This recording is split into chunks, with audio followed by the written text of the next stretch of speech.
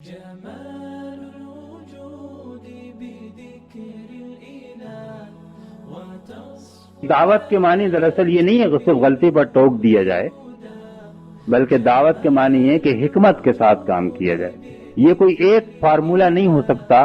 مثلا باپ کے سامنے اگر بیٹا غلطی کر رہا ہو تو 100 دفعہ بھی غلطی کرے تو اس کو ٹوکے گا، لیکن اگر باپ بیٹے کے سامنے غلطی کر رہا ہو تو بیٹے کا کام یہ نہیں ہے کہ 100 دفعہ برابر اس کو ٹوکتا چلا جائے۔ اسی طریقے سے سوسائٹی کے اندر کس قسم کا آدمی ہے، ممکن ہے بعض زیادہ ٹوکنے سے وہ ضد پہ آ جائے تو پھر زیادہ آپ نہ ٹوکیں۔ اس لیے اللہ تعالیٰ نے فرمایا کہ ادعو الی سبیل ربک بالحکمہ، حکمت کے ساتھ بلاؤ۔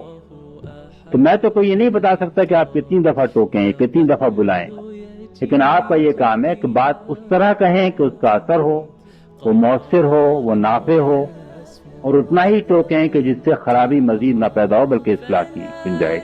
جبکہ آپ کے پاس جتنی طاقت موجود ہو، پہلی بات یہ ہے، اور دوسری بات یہ کہ طاقت کے استعمال سے کوئی بڑا فتنہ نہ پیدا ہوتا ہو۔ علماء نے یہ 2 شرطیں اس میں ضرور عائد کی۔ اگر آپ کے پاس اتنی طاقت ہے کہ آپ طاقت سے روک سکتے ہیں اور روکنے کے نتیجے میں اس سے کوئی بڑی برائی نہیں پیدا ہوگی، بڑا فتنہ نہیں پیدا ہوگا، تو پھر طاقت سے بھی روکنے کا حکم